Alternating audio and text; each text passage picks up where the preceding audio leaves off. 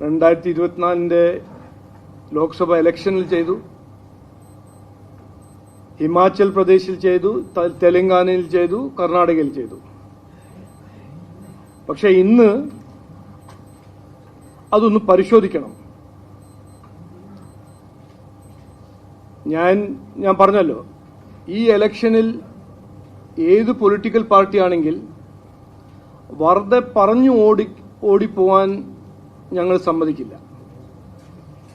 നിങ്ങൾക്കൊരു കാഴ്ചപ്പാട് നാടിനെ നന്നാക്കാനോ നാടിന് ജനങ്ങളെ പ്രശ്നങ്ങൾ പരിഹരിക്കാനോ ഒരു കാഴ്ചപ്പാടോ ഐഡിയ ഉണ്ടെങ്കിൽ അതിനെക്കുറിച്ച് ചർച്ച ചെയ്യണം. വെറുതെ ഒരു വാഗ്ദാനം ജനങ്ങളെ വിഡ്ഢിയാക്കുന്ന രീതിയിൽ, പഴയ രീതിയിൽ നിങ്ങളെ മുമ്പോട്ട് കൊണ്ടുപോകാൻ ഞങ്ങൾ സമ്മതിക്കില്ല. അപ്പോൾ രാഹുൽ ഗാന്ധിയുടെ കോൺഗ്രസ് പാർട്ടിയുടെ ട്രാക്ക് റെക്കോർഡ് എന്താണെന്ന് നമ്മളൊന്ന് ഇന്ന് പരിശോധിക്കണം, പഠിക്കണം. രാഹുൽ ഗാന്ധിയുടെ കോൺഗ്രസ് ഭരിക്കുന്ന തെലങ്കാനയിൽ ഇന്ന് എന്താണ് സ്ഥിതി? ജനങ്ങൾ വിശ്വസിച്ചു, അവർക്കൊരു അവസരം കൊടുത്തു, അവരുടെ വാഗ്ദാനങ്ങളെല്ലാം വിശ്വസിച്ച് ഒരു അവസരം കൊടുത്തു. തെലങ്കാനയുടെ മുഖ്യമന്ത്രി പറയുന്നു, ശമ്പളം കൊടുക്കാൻ കാശില്ല, കടം വാങ്ങിച്ചിട്ട് മാത്രമേ ഞങ്ങൾക്ക് ശമ്പളം കൊടുക്കാൻ പറ്റുന്നുള്ളൂ. തെലങ്കാന സർക്കാർ ഫാം ലോൺ വേവർ പ്രഖ്യാപിക്കുന്നു, പക്ഷെ അവിടുത്തെ കർഷകർക്കൊന്നും കാശ് കിട്ടുന്നില്ല. തെലങ്കാന സർക്കാരിന്റെ ഫൈനാൻസ് ഡിപ്പാർട്ട്മെന്റ് ലോൺ വേവറിന് കാശ് എവിടുന്ന് കിട്ടും എന്ന് അവർക്ക് അത് കിട്ടുന്നില്ല. എങ്ങനെയാണ് അത് റേസ് ചെയ്യേണ്ടതെന്ന് അവർക്ക് തന്നെ അറിയില്ല. കോൺഗ്രസ് ഭരിക്കുന്ന ഹിമാചൽ പ്രദേശിൽ സർക്കാർ ജീവനക്കാരുടെ ശമ്പളം 2-3 മാസം ഡിലേ, പെൻഷൻ 6-7-8 മാസം കഴിഞ്ഞിട്ടാണ് കിട്ടുന്നത്.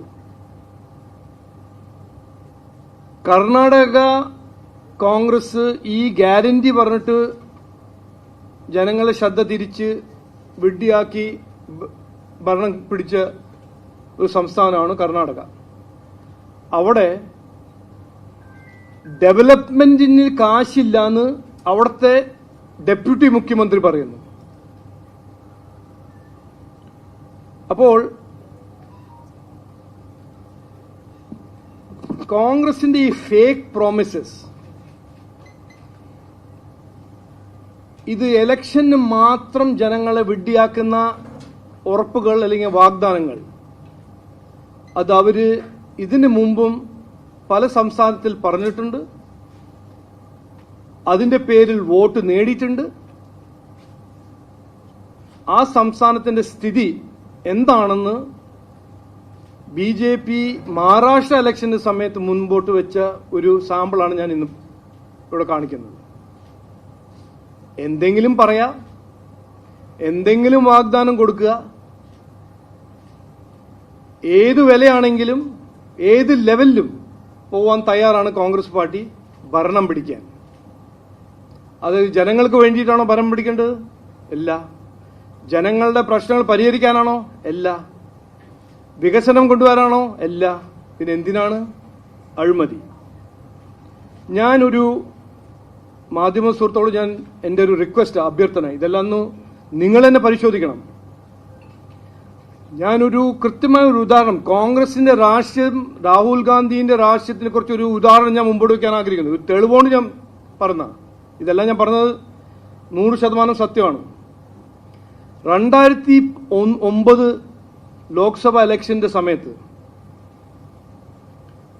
രാഹുൽ ഗാന്ധിന്റെ കോൺഗ്രസ് ഒരു ഫാം ലോൺ വേവർ പ്രഖ്യാപിച്ചു.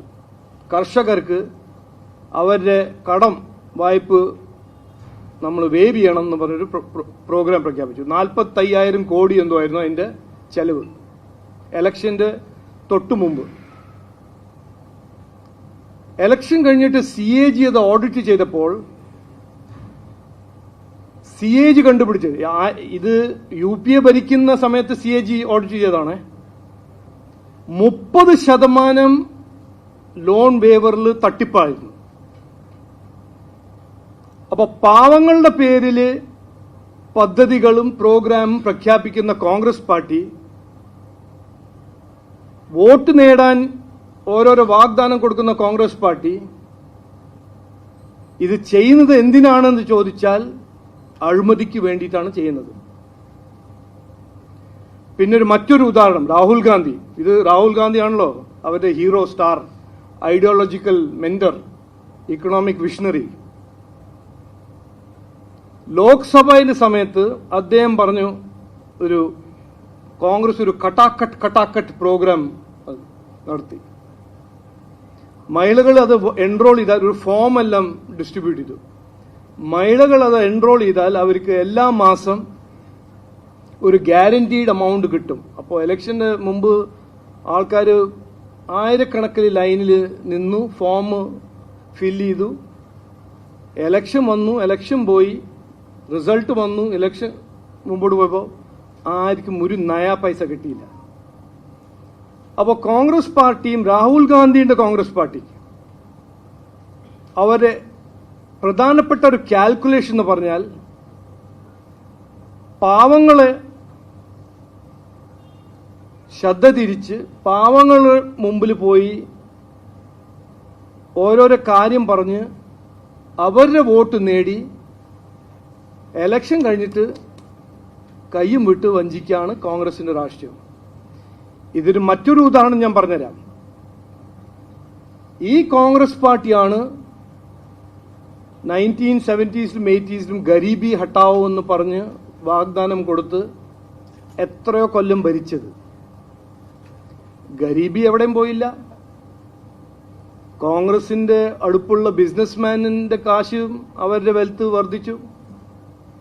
അപ്പോ ഇതൊരു പഴയ രീതിയാണ് കോൺഗ്രസിന്റെ. പാവങ്ങളെ പറ്റിക്കുക, പൊട്ടന്മാരാക്കുക, എന്തെങ്കിലും പറയാം ഇലക്ഷന്റെ സമയത്ത്. പക്ഷേ കർണാടകയിൽ നടന്നു, തെലങ്കാനയിൽ നടന്നു, ഹിമാചൽ പ്രദേശിൽ നടന്നു. അത് കഴിഞ്ഞിട്ട് ഒരു ഒറ്റ ഇലക്ഷൻ അത് നടന്നിട്ടില്ല. കാരണം ജനങ്ങൾക്ക് മനസ്സിലായിട്ടുണ്ട് ഇത് നുണയാണ്. ഇത് ഇവർക്ക് ഒരു ആത്മാർത്ഥമായ സത്യസന്ധയോടെ ഇത് ഇംപ്ലിമെന്റ് ചെയ്യാൻ ഒരു താല്പര്യമില്ല. താല്പര്യമില്ല മാത്രമല്ല, ഇത് കഴിയില്ല. അത് ഒരു വശം. രണ്ടാമത്തെ പോയിന്റ് ഇതിനെക്കുറിച്ച് തന്നെ പറയാൻ ഞാൻ ആഗ്രഹിക്കുന്നത്, നമ്മളിപ്പോ എലക്ഷൻ ഈ ചർച്ച ചെയ്യുന്നത് കേരളത്തിന്റെ ഇലക്ഷനെ കുറിച്ചാണ്. ഇത് മഹാരാഷ്ട്രയല്ല, ഇത് മറ്റ് ഒരു ഇക്കണോമിക്കലി സ്ട്രോങ് സ്റ്റേറ്റ് അല്ല.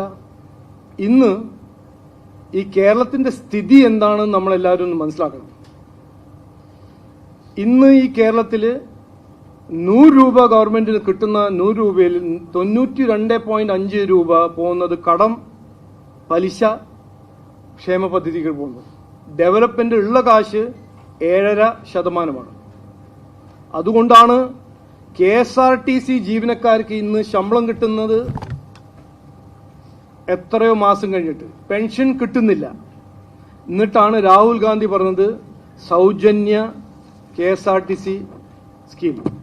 അപ്പൊ KSRTC എന്താ സ്ഥിതിയായിരിക്കും? അതിനെ കുറിച്ചൊരു വാക്ക് പറഞ്ഞില്ല. KSRTCനെ എങ്ങനെ സംരക്ഷിക്കും, KSRTCനെ എങ്ങനെ ശക്തമാക്കും, അതിനൊരു വാക്കുമില്ല.